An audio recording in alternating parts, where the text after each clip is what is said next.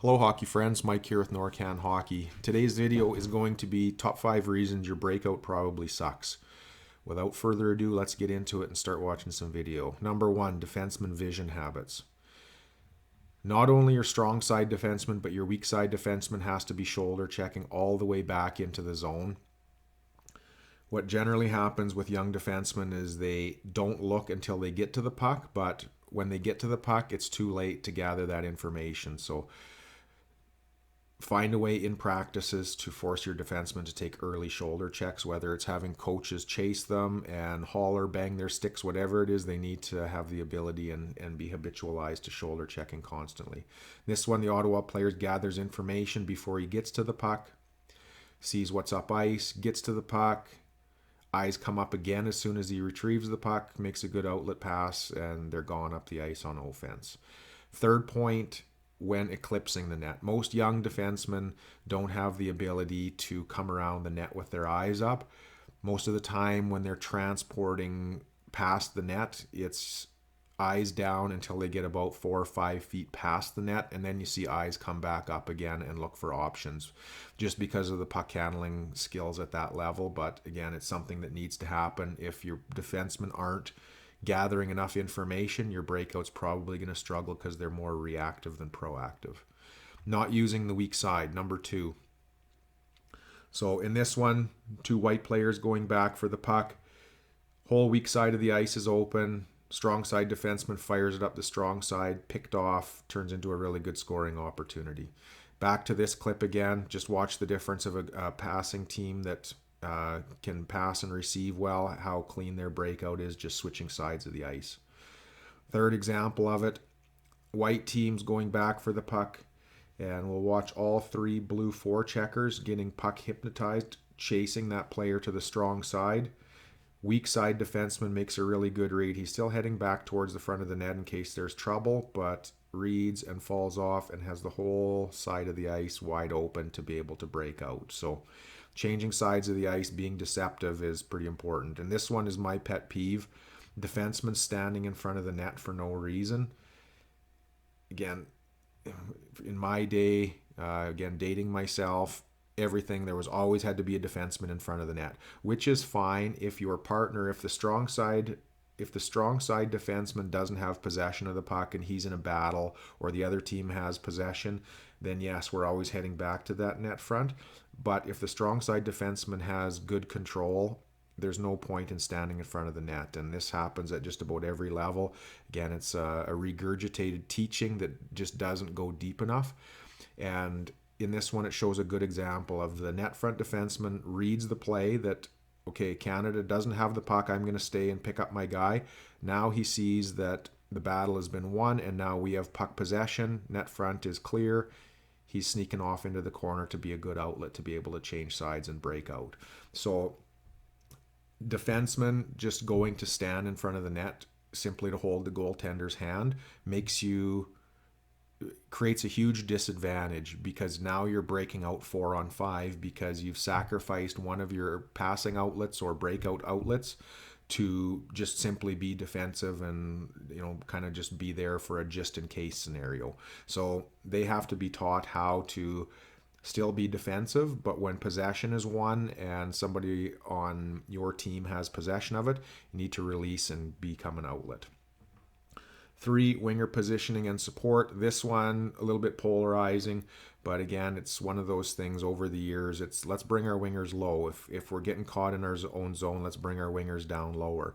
The problem with bringing your wingers down lower is the other team has defensemen standing up at the blue line, and now there's a huge gap between these wingers and the other team's defensemen who are up at the blue line. If that puck squirts free, it's basically a free shot. And also, another thing to watch is, so the dark team has 3 forwards down low, and generally they have an F3 up high, or a player that's playing a little bit higher. So now you can see with a low winger, they're usually going to get checked by the other team's forward, not the other team's defenseman. So when you're playing that low, it's usually the other team's F3 that makes a play on you, and now there's another big void. So these two basically cancel each other out. Now the white team's center support has to go up and fill into that void. So you're just basically going through more layers. Not that it's a bad thing if you trust your players and their ability to battle and win plays on the boards, but it's going through two of the other teams. It's going through the other team's F3 and also going through the other team's defenseman. So you have to bring everybody into it. The support is just a little bit different if you want to run low wingers. But we'll get into some other clips here that show high wingers and what the advantage is. And again, neither of them are right and wrong, just something to consider. If you're struggling with it, really look at clips like this and see, who's breaking out, who's checking who. So in this one, it's Canada's F3 that makes the check on the Finn, and they actually have good support. So there's the key. They have a center, or the other one of the forwards is coming up into this void because of this battle right here. So it's Canada's F3 checking the Finn winger, and then another Finn forward is filling up over top into that void. And then what would happen here, if that puck did squirt loose here, now it's going to be a battle between the Canada defenseman and the Finn support player. So again, there's that example of two layers to go through. So there's one battle here that Finns have to win, and there's going to be another battle here that they have to win. So it's just going through two layers, as if you had a winger up higher than their F3, then you're just going through one layer. I hope that makes sense. It's kind of a word soup, but with the visual examples, I hope that's good.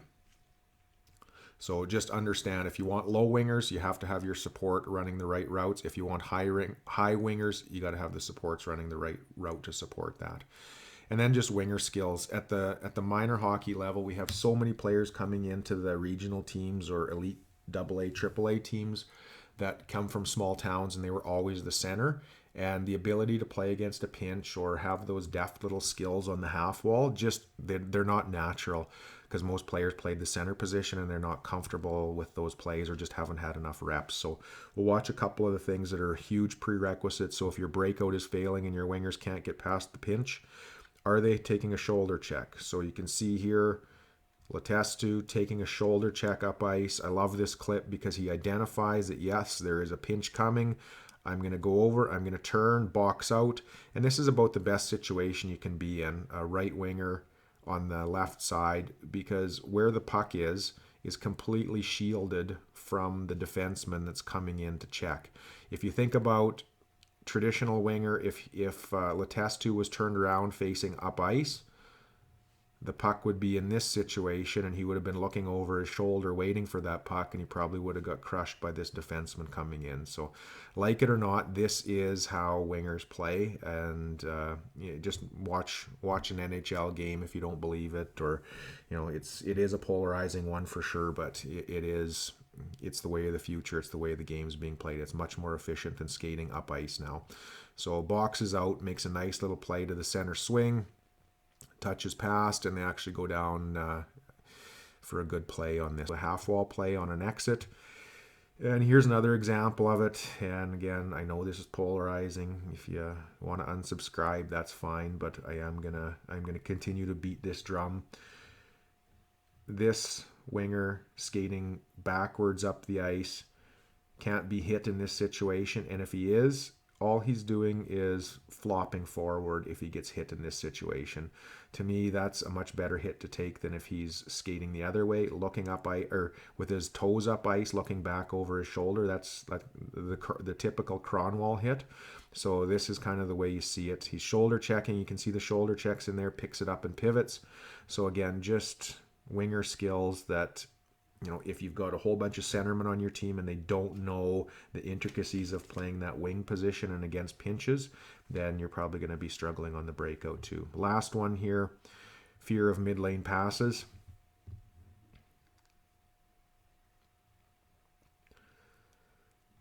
So typically, we think of mid-lane passes as passes that go right in front of the net or right into the slot area. And most times it isn't that. It's probably 90% of the time that it actually doesn't go into that area. So if we think about the home plate area that we always talk about, that home plate, generally you'll see the passes where the center swing is actually exiting out of the home plate area. So they're swinging and coming out of the home plate rather than going into it, and that's when they get the pass around the dot lane somewhere. So it is a bit of a misconception. And typically you'll see defensemen make mid-lane passes from the corner, not from right behind the net. So you can see the defenseman is over in the corner and he's passing back at a 45 because he's in the corner. He's pulled this forechecker all the way over to the boards, which opens things up. Mid-lane passes generally don't happen in front of the net. They happen more on one side of the ice or the other. So if you are comfortable with that, it's actually pretty easy to implement. Here's a U13 team that was coached really well a couple years ago. And you can see the defenseman picks up the puck, skates it wide like he's coming up to the strong side winger, and very good support by the centerman. Nice little slip play, and that centerman is exiting home plate area and going on a breakout. So tried to keep this one quick. I was trying to stay under 10 minutes, but it's 11 and a half. So hopefully that's good. Thank you very much for taking the time, and please leave a comment if you have any questions on this or want another video or any of it broken down any farther. Again, thanks. Have a good night.